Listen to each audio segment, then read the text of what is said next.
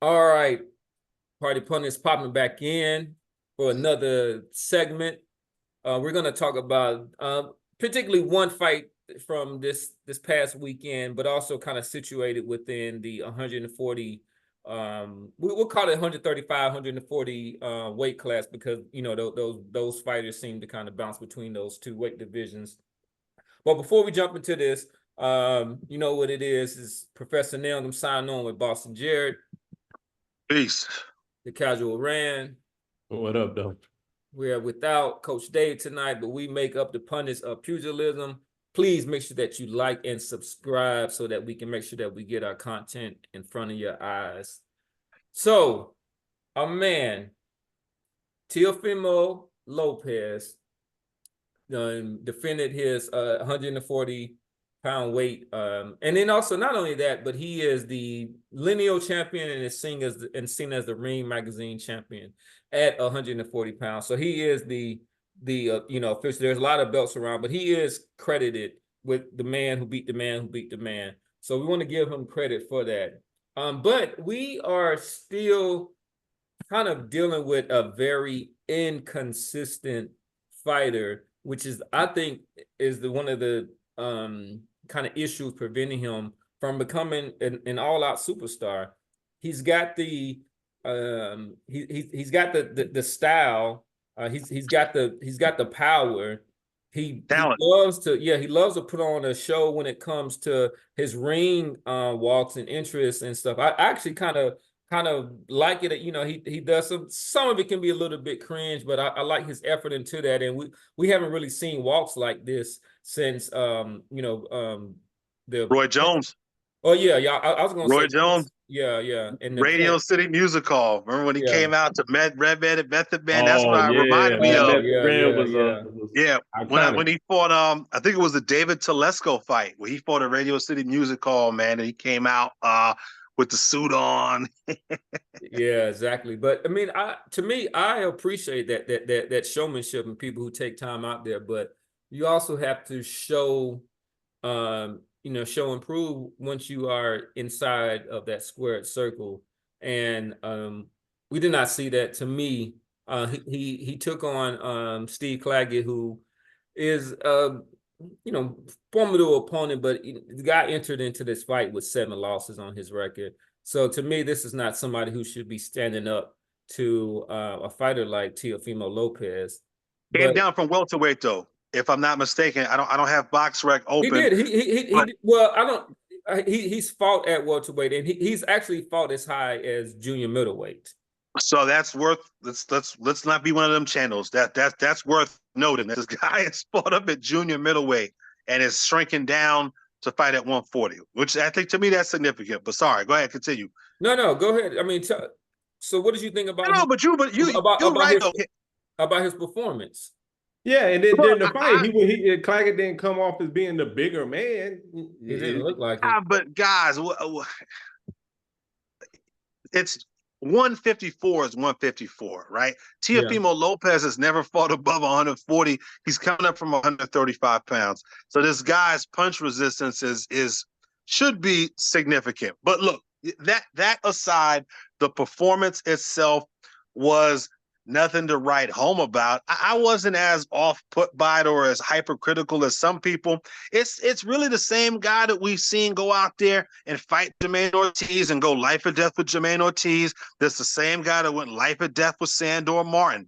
I throw the Cambosos fight out as an outlier. I know he had all kind of outside the ring and some alleged health issues in that fight. So I throw that out as an outlier. But this is the same guy we saw, even going back to the Nakatani fight, the tall Japanese cat.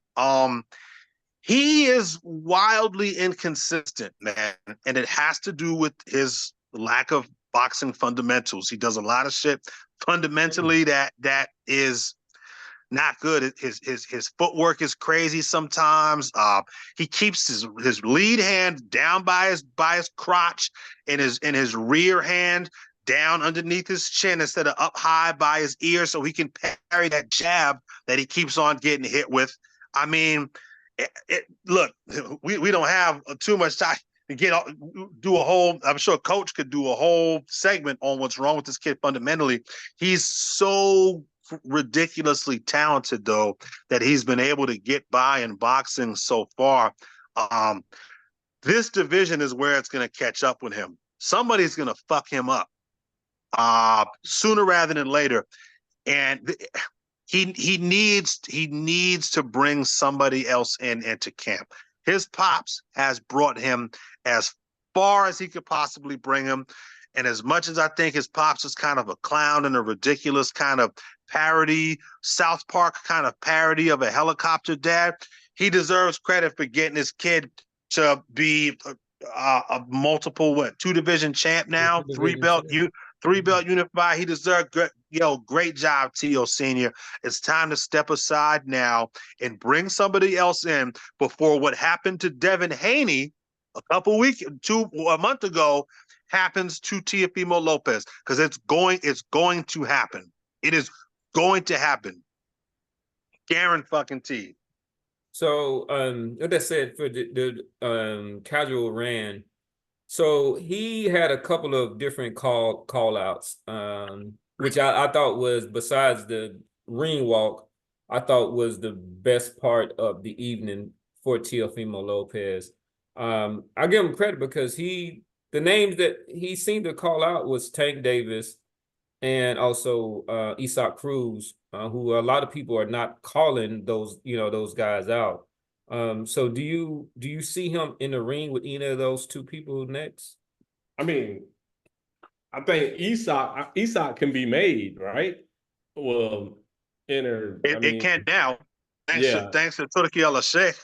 Yeah, that shit can get made. Could be made, and I think Teofimo's just looking at like Isaac's bulldog type style of coming forward and just throwing them haymakers, and he thinking he could slip them, but hey, I don't know if he's gonna slip all of them. He get hit too much for Isaac's power is going to drop him. He should have said something out of all of them. I would have said Haney or Matias. Coming off Matias's last performance, I would have said Matias or Haney over Tank or Cruz. Cause both of them got one hit of quitters that can actually rock Teofimo. The other two, Haney and Matias, especially based off his last fight, I think Teofimo style can hang with them better than the two that he called out. How do you think he does in that Matias fight? After watching this guy Claggett come forward all night and touch him up. But Matias didn't come forward. You know what I'm saying? Matias is one of those that I'm a just start in the mid rounds, like after 5. Well, your assessment of Matias is different than mine. Matias, he was straight guarding, walking forward, not really doing anything for like 4 rounds. First 4 rounds. Are you talking about against Paro? Yeah. Well, that's because Paro fought him in the center of the ring and turned him. The same way that Teofimo should have fought this kid in the center of the ring and turned him. But Teo don't do that. Teo runs back to the ropes. But at the same time, Teo, he has some accuracy in his punches. He does. He is an accurate puncher. You know what I'm saying? A couple of them uppercuts and them hooks, you know what I'm saying? Like that'll stop somebody from coming straight forward on your ass. I mean, it didn't stop. I mean, it didn't stop this kid Claggett. Now, Claggett, again, we pointed out that Claggett is coming down from he did get hit a lot. He was there all night, though, Randy. And just if Claggett's going to be there, go ahead, Cam. Like for Claggett, he has. I mean, we're saying that he's come down, even though, but his body's been acclimated. He's fought his last, and the last time he fought over 140. I mean, well, he fought 141 last year, but his last 1, 2, 3, basically last 6 or 7 fights, even kind of more than that, he's been firmly planted in the 140-pound weight division ever since 2017. You know, he does have the kind of body that is able to jump up and stuff a little bit. But he has I mean, he's pretty much acclimated and kind of, you know, That's what his body type is now. And Okay. All right. he's So only the been answer- stopped. He's only been stopped once. But one thing I want to add is I think that Teofimo's not only his accuracy, but I think that his athleticism would do well against somebody like a Matias. I think that he could turn Matias. I think that he has those skills. I don't know why he doesn't use them to be able to, because he showed that against Lomachenko. He's able to he'd be able to turn Matias the whole night, and then he's an accurate fighter. I guess I think that he'll struggle a little bit more against Cruz. And Yeah, I was just I think about to Cruz say- has a lot better defense than people give him credit for. He'll take away And- that and- uppercut. Teofimo doesn't have the power to keep Cruz from That Pitbull. was going to be my next question for y'all, because it came up in the telecast about Teofimo's power and it not transferring up to 140 from 135. Do y'all think that he's got the same pop at 140 that he had at 135? And the guys I haven't seen it, man. I haven't seen it thus far. Yeah. No, I mean, he I mean, doesn't. I don't. Go ahead, Cam. I'm sorry. No, I'm just saying he hasn't stopped a fighter since 2022, and there was Compa, and that wasn't. I mean, even though he dominated that fight or whatnot, there was just a lot of things that we kind of seen in that fight. But against Sandor Martin, he was mad. Josh Taylor. He got dropped in that fight. Sandor dropped him. I thought Sandor dropped him twice, He and I actually had dropped him a Sandor couple Martin of winning times. that fight. He dropped him a couple of times. He only got counted for one. And then against Jermaine Ortiz, even though Jermaine was on his bicycle a lot, but at the same time, one of them asked the question, how are you a top-level fighter and you don't know how to cut off the ring? He gave some bullshit explanation. The guy was going in the same direction the whole time. Like, how are you not cutting off the ring? And then Chris Algieri quickly debunked that shit about how he was ineffectively cutting. He was following the guy around. He followed Jermaine Ortiz around all night. Yeah, man, it's gonna be tough for this kid, man. It's really, really gonna be tough for this kid, man. I mean, luckily for him, I think the guys who have belts now, Cruz, especially Cruz, and the other guy, who did you mention? The other guy with the belt? Cruz, Padro And he has called out a belt. Haney has a belt, and then Teo has a belt. So those are the four. And Puello has a belt. Puello, who beat Garrett Russell. He just stay away from Puello. Puello will box the socks off. He stay well away from that guy, Puello. Estock is business wise makes the most sense. Stylistically, also, I think it makes for the best fight. How successful he's gonna be in that fight, I'm not sure, because that little motherfucking Pitbull, man, he's a little I mean, he can take a shot, and like you said, Cam, he does not get credit for his defense. He's got very, very, very good guard discipline. I mean, he keeps those gloves glued to his face. And he's, what is he, 4'11" or something? Really, real bizarre, almost like almost like circus short, right? And it makes for a very, very awkward style. And the guy's all kind of like Sean Porter, awkward. He's got those gloves glued to him, and he's on your ass. And it's really, really tough to generate leverage and get good shot placement against a guy like that who's circus short, and he's doing all these changing levels and movement. It's that I don't know that I'd pick Teofimo in that fight. Now, Pitbull has looked pretty pedestrian. I know he beat the shit out Rolly, but you know, boxing fans are it's such a "what have you done for me lately" type of fan base. People forgot that I thought he lost to Giovanni Cabrera. I mean, that Cabrera fight. He skated by that one. He sure did. He sure did. He sure did. He sure did. So we'll see what a potential card we could have. What if the boxing gods were gracious and gave us a doubleheader, Tank Loma and Teo Pitbull? for the main co-main in October It or will be, November, probably but not October, maybe November.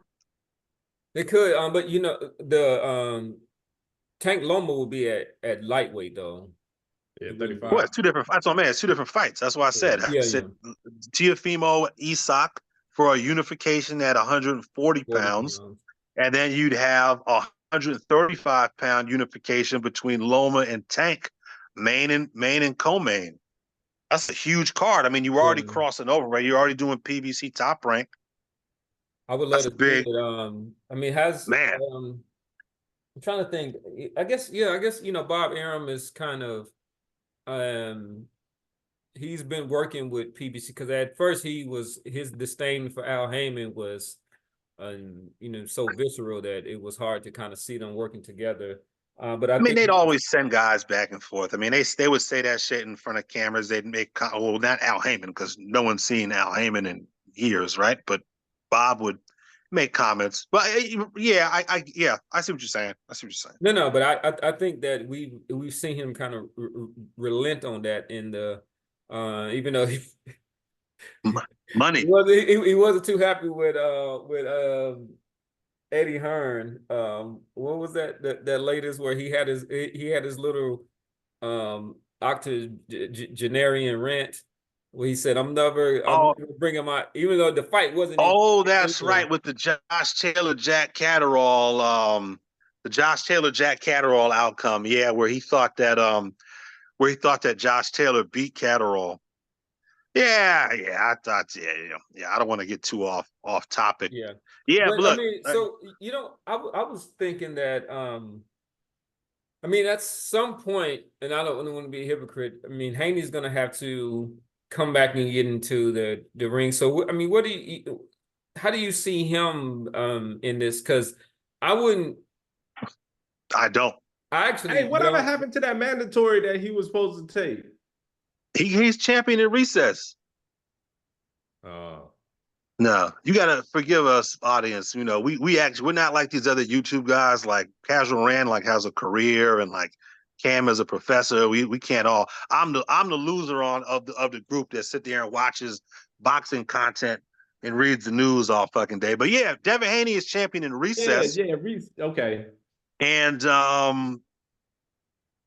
aren't they about to fight a vacant anyway? But to answer your question, Cam, Devin Haney not in the equation. He took himself out of it. I think I called it. Didn't I say he was going to vacate? Yeah. Yeah. He's taking himself out of the equation. And he said when he come back, he not doing weight classes. He going to fight wherever he want. He know that division is bad news for him, Doc. His success at 140 is going to depend entirely upon who he fights. He ain't fighting divisions, but he ain't going back down to 135. No. 135. I mean, no, that's come and gone. He ain't making that weight. 140, he definitely ain't doing 147. I mean, yeah, we'll see if and when Haney comes back a year from now or whenever he wants to come back. But he doesn't factor in at 140, I don't think. Because he's one of those people that needs the belts because of the glorify him. He's not like a Tank who really don't need belts or Ryan Garcia that can get high paying fights without belts. Not according to him. He's not one of them guys, man. I agree. I agree with you. I just that's not the position for their team. He wouldn't make a dollar. Yeah. So I get. Yes, I'm with you. Yeah. So yeah. I don't know if it's been confirmed, but so the WBC has ordered Alberto Puello against Sandor Martin actually for that. That's an interesting fight for that WBC. Puello Sandor Martin is a real interesting fight. That's a great fight to throw on some of these undercard. I'm watching. Yeah, that should make me show up early. I watch that. That's an interesting kicking fight. Himself in the ass for losing that fight. Yeah, again, we talked about it, man. There's a 140-pound division, man. That's why Devin Haney's slid his ass right up out of there, man. Any of these guys can go in. You come in and you fucking half step against any of these guys. 1 through 15. You saw what happened when Hitchens got in there with Gustavo Lemos, right? And anybody on any night can lose 1 through 12, 1 through 15, man. This division is really, really something, man. It's only gonna get deeper. What about when Keyshawn moves up? What about when Floyd Schofield and Andy Cruz and these guys move up to 140? That division is going to be murderous. It's going to be a murderous division. But nah, Devin Haney is not a factor in boxing right now, not in the sport, you know. But for these cats who pay their mortgage off of YouTube clicks, and they pay their child support and their car notes off of YouTube clicks, he will remain relevant because that's all the fuck that they talk about. That's all their fans of these channels want to hear about. But as far as in the ring, Devin Haney, when he vacated that belt and opted to take a year off, he took himself out of the equation, man. He wasn't a particularly relevant fighter to begin with, and now he's marginalized himself even more. Man, his dad over this year, his dad is gonna cause him to get a beat down like no other. Like if both of them, the daddy and Haney just go away for a little while, work on their craft, and come back and slowly build back up and fight like 2 gimmies. But if his daddy is online talking shit against everybody, so as soon as he pop his head up, people gonna be like, all right, man, it's time to show him prove. Come get this ass whooped.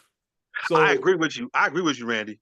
Yeah, so that best bet is just to, you know what I'm saying, take that Garcia money and chill out for this year and shut the fuck up and hone their craft. Yeah.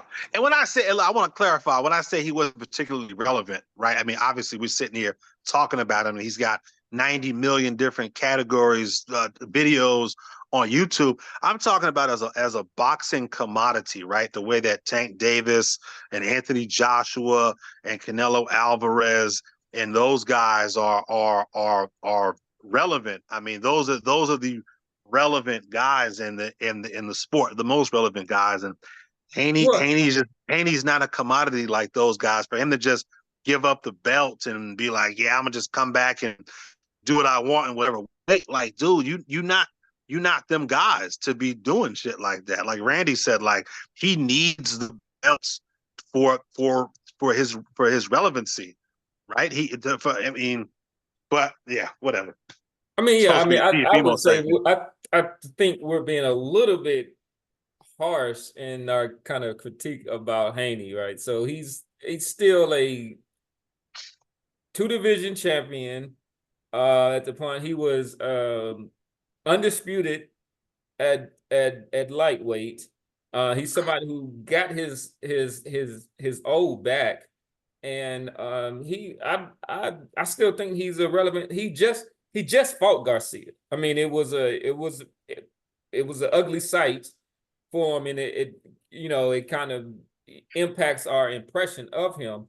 But this guy is I still think he's a commodity, and I think that. But I will say that to your point, Boston, is that a lot of people are not mentioning his name, and like I'm not sure it's just because of just issue with kind of Garcia, or they kind of put it out. But a lot of people are, because even with Teofimo, to me that seems to be an easier fight than Tank.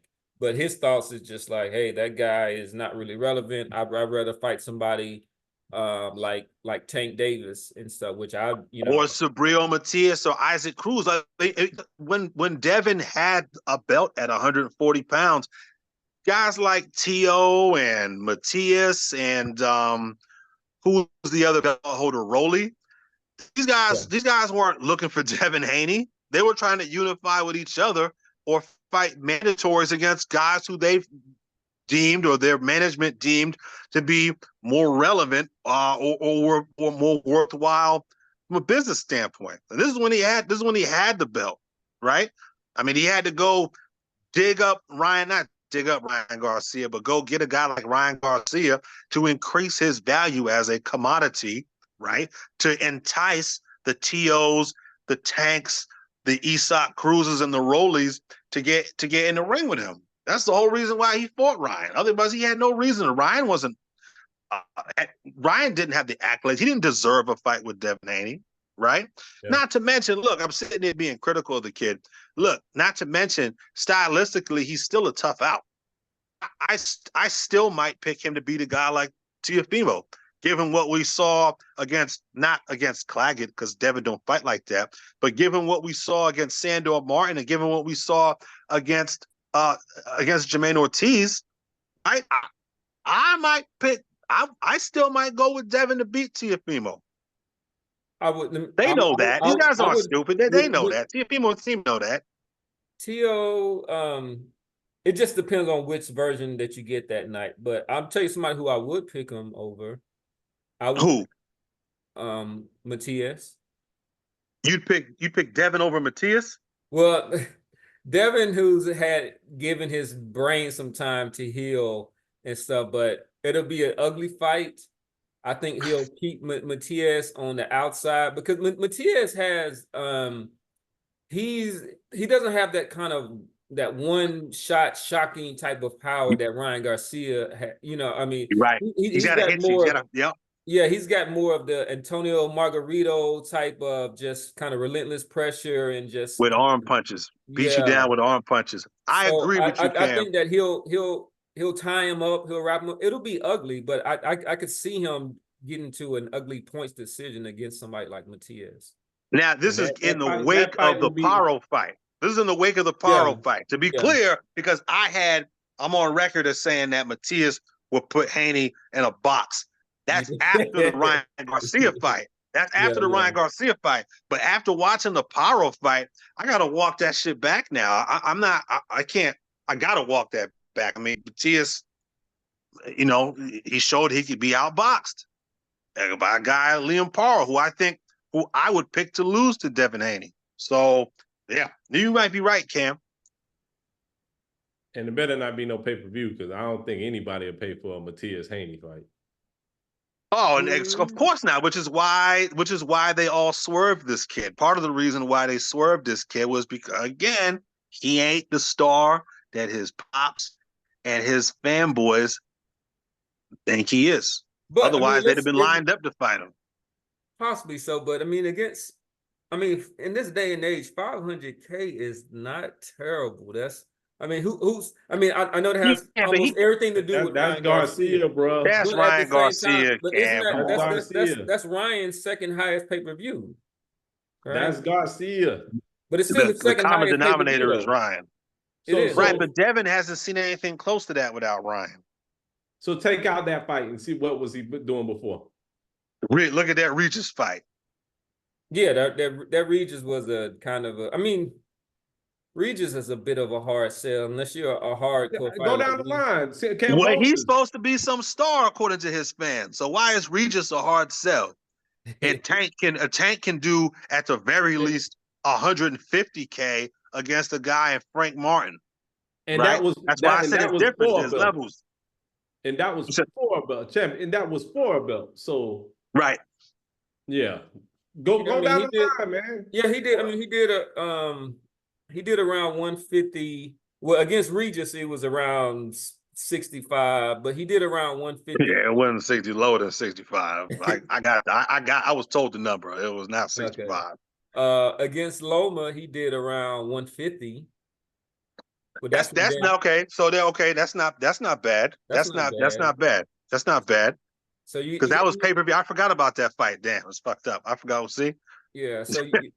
So 150 against Loma. Yeah, 150 against Loma, 500K against Ryan Garcia. You know, Regis we'll throw that out as an outlier, as they say in. And that fight was during the holidays too, wasn't it? Wasn't that fight like during Thanksgiving or Christmas or some shit like that? Wasn't it in December? It was like a week before Christmas or something like that. 2 weeks before Christmas. It was. It was a horribly timed fight. Like it was like I thought it was right on the. You got it pulled up? I'm pulling it up now. Yeah. Well, I don't know why I just didn't go to Box Rec for it. But I mean, I don't know. I'm the the only one that's kind of I don't know. I'm the one I've turned into the Haney apologist Yeah. I think you on this channel. I think you made reasonable. You're not saying anything crazy or Yeah. outlandish, you know. So it Especially when it wasn't. comes to the Yeah. whole Ryan Garcia shit, because that, you Yeah. know, It wasn't too. So he fought him the 9th of December. 9th So, of but December. I So think it 2 weeks was. before Christmas. Yeah, but I think that I think it clashed with the NFL like playoffs, but it was something that was like it wasn't an advantageous type of No, scheduling. all that shit is a recipe for fucking disaster. Not that him and Regis should have ever been on pay-per-view to begin with, but they Yeah. certainly didn't help themselves going Yeah. up against No, the that's college. That's NFL. that's college football bowl season. College bowl season. Like you gotta And like these dude, guys gotta use their fucking noodles, man. Like, come on, that shit man, don't I don't make no understand, fucking man. sense. October, like this, like right now, man, they should be the biggest fights in boxing, man, because they, you know what I'm saying? There ain't no basketball, there ain't no football, there ain't nothing competing. Summertime should always be. I mean, except for the cats like me who are watching, you know, Copa America. And Copa America, that's like during the weekend in the middle of the day. Copa Yeah, yeah. Yeah, America and that's the Saturday in the Euros. The middle of the Euros, day. yeah, yeah. Yeah, I mean, those are good, yeah. but yeah, but on the weekend there's an opportunity and there's a void because you know that the UFC and they're gonna do their damnness to fill that void for them. So boxing does and then you know I'm sure that Turkey Alex Sheik you know put in some bids and then he does have a couple of summertime shows But coming then up, what right? sucks about him though is like the time difference. You know what I'm saying? And No, but this Well, right here, he's doing his first U.S. show with Terrence Crawford. yes. And oh, that's right. I would love to know, and we'll probably never ever know. I'd be willing to bet that he's coming out of his own pocket for this fight. I cannot imagine the government of Saudi Arabia Yeah, is paying to have this guy put on a fight in fucking Los Angeles. yeah. This is probably out of his own pocket. Yeah, I don't know. I think he got a bigger master plan of blocking boxing down, and you gotta go to the UK. You gotta come to America to get these boxers signed under you, or you know what I'm saying, to fight under you. And not everybody gonna go straight to Saudi Arabia to fight, man. You know But what I'm saying? remember, Randy, this guy is an employee of the Saudi Arabian Yeah, government, and I I think understand that. that's lost. And I know you understand that, but for our audience, that's lost on people. Some people think that this guy is a Bob Arum or Nah, Eddie Hearn. It's like, nah, guys, this guy is a foreign dignitary. He is an employee of the Saudi Arabian government. He yeah, is just trying like to generate tourism in the Kingdom of Saudi Arabia by putting on these massive events. yeah, and Again, but yeah. go ahead. Well, now that was my point. I was think that I do kind of side with Boston in the fact because it's not only the gate that he's missing on, but it's the tourism and just but the it's I mean but the y'all fail to understand that, you know what I'm saying? Like this same sovereign fund owns Live, which pretty much took over PGA. Then they're not playing golf in Saudi Arabia. You know what No, I'm that's saying? interesting. That's an interesting point.